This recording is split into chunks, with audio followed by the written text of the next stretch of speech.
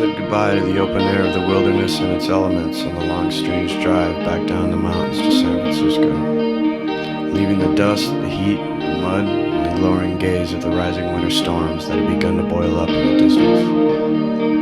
On a long stretch of two-lane desert highway that led back to the interstate, little was said between my friends and myself.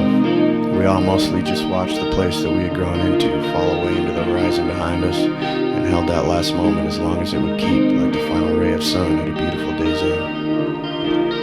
Cradling that moment as if it could break, and its significance would be lost on the scattering wind, never to be sensed again in this life.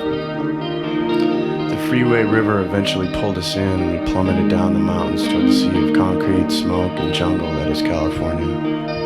By the hour, the space and open ground vanished increasingly fast, and we broke like a wave on the shores of the city. It was hard, but not near as resilient as seawater.